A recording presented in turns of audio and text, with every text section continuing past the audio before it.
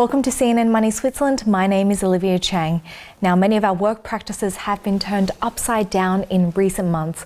While some people are starting to head back to the office, others are bracing themselves for a potentially permanent home office.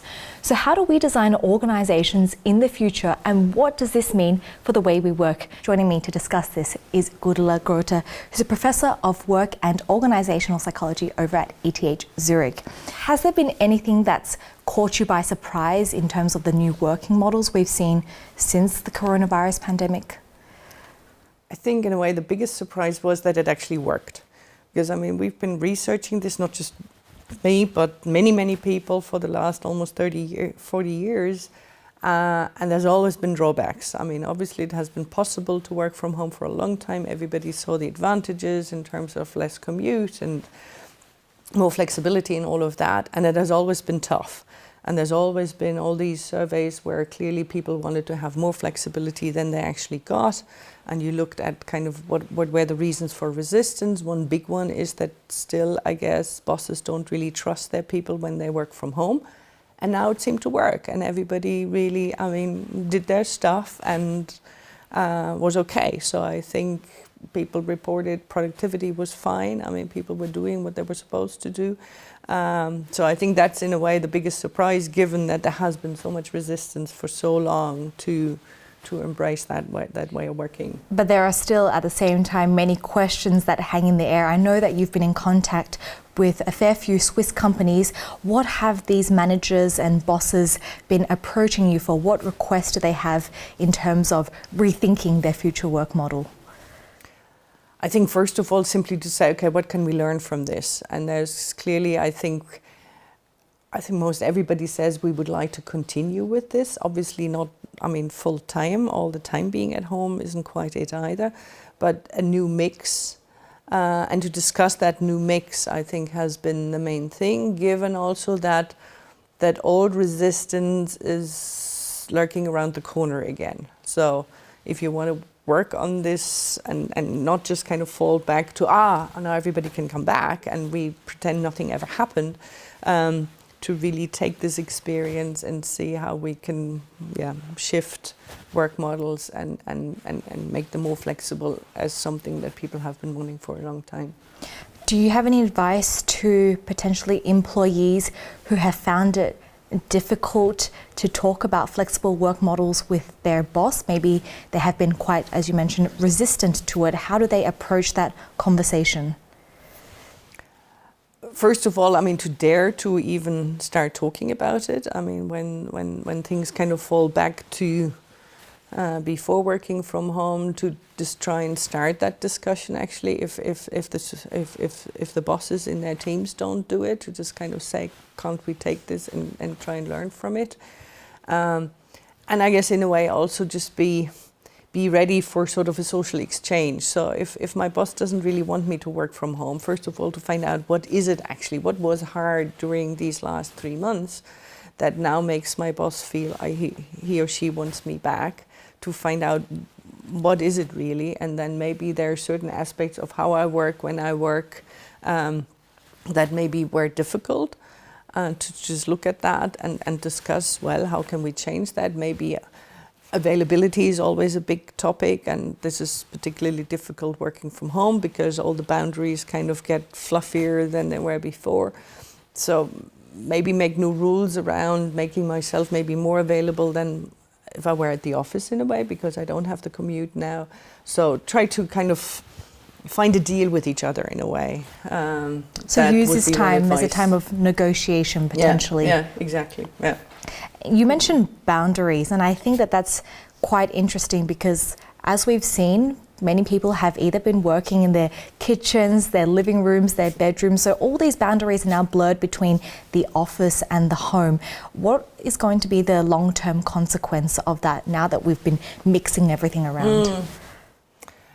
I think what research has shown actually for a long time now, that mixing it all is not a good idea.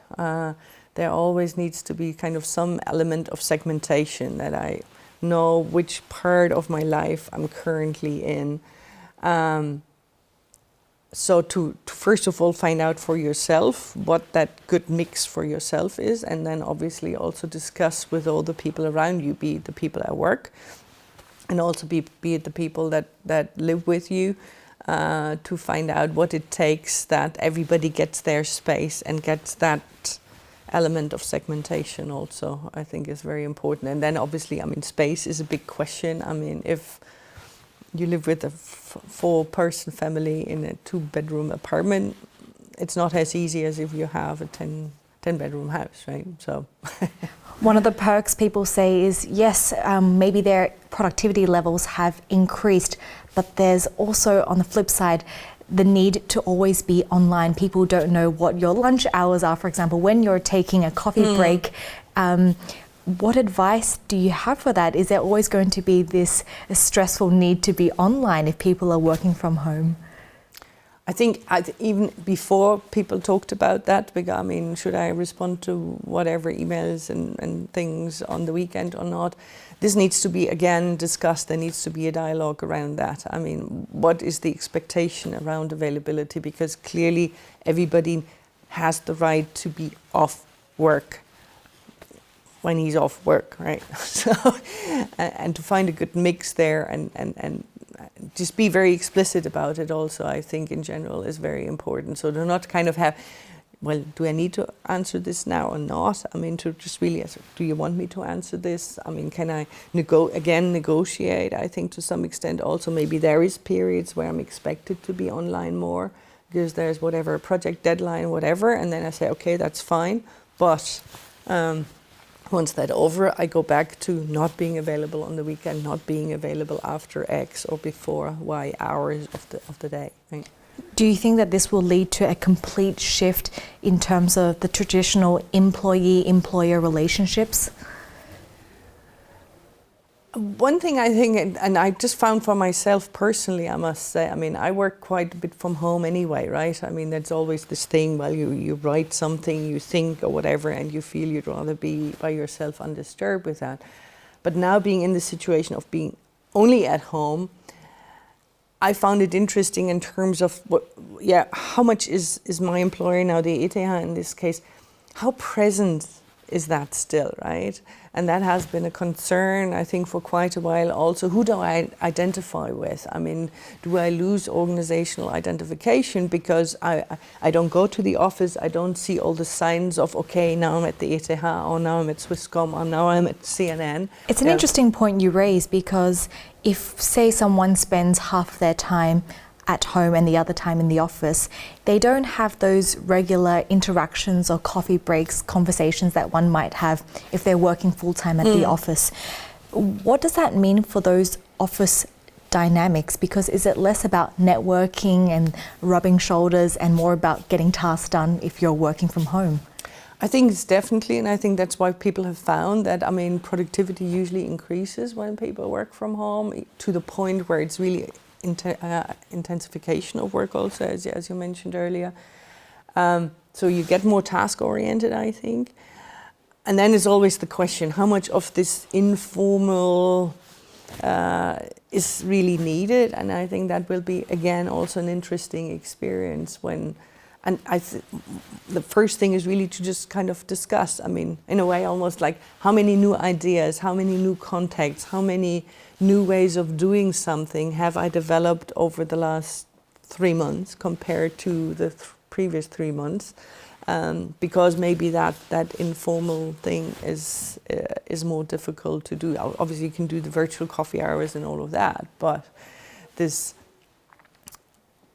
I mean, creating opportunities in a way for anything, for ideas, for support. That's, I think, an important point to just think about. How can I still create those opportunities when I have this more not just hitting the targets? Yeah. Some companies have actually gone so far as to say that they will let employees work from home indefinitely. Are you in favor of that working model? Admittedly, at some point, I mean, prior Corona, I started a policy in my group to say I would definitely, people could work from home one day, but more than that, they would have to negotiate with me. And that came out of an experience where where before I said I don't mind where you work, I mean, it's about knowing, being available during certain times, wherever you are. And then I found some people would kind of hide at home, like PhD students who had a really tough time and they kind of got lost in their dissertation, not knowing what to do. So I really kind of pulled them back, and because that then helped, right? They couldn't brood forever at their desk, or not as easily as at home, or the other way around, other PhD students who were so immersed in their work that they didn't take any breaks at all anymore, and you got emails all the time, so I pulled them back so that they would have some breaks, right? So I would think only working from home is probably tough, and I don't think people really want that so much. We did a survey over those last 3 months at the ETH, and one of the questions, kind of when we ended the survey, was how many days a week would you want to work from home if you had the choice, right? And the main value was like 2.8 or something. So people want that mix, I think, and then it's really about using that mix wisely. We've talked so much about home office. I have to get your opinion on what you think the attitude will be towards essential business trips in the future. Yeah, I like that question because... Do you think people will feel guilty taking trips? My fear is they don't. My fear is in a way that they really just go back to as soon as they can and pack their bag again, and they're off for good reasons and maybe not so useful reasons.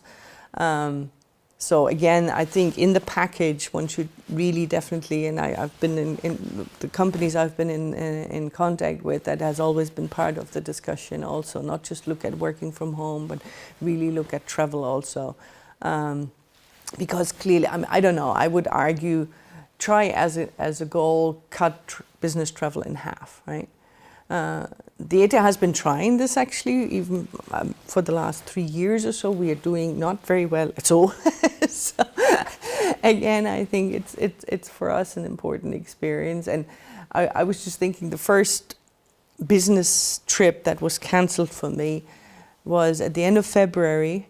And it was one of those trips where I really debated a lot, is this really, really necessary, right? It would have been in San Francisco. It was a meeting organized by the World Economic Forum, actually around the future of work. So I really wanted to be there. I thought this is an important debate that I want to be part of, but is it worth traveling to San Francisco? And in the end, I decided, okay, I will, with all the bad conscience.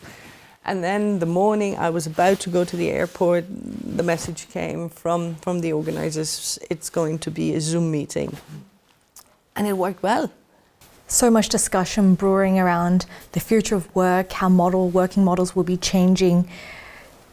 Are you of the belief that a lot of it is just talk, but in essence it will be hard to put into practice? It's not just talk, I think, but it will be very difficult to put into practice, because a lot of what we're talking about now, about flexibility and agility and self-management and how providing people with more choice of how they do their work, this has been around for a long time, and it's still difficult, right? One, to me, kind of key thing, people talk a lot about trust with respect to these new forms of work, right? Do I trust my people that they will do a good job working from home, working more independently, collaborating virtually, whatever?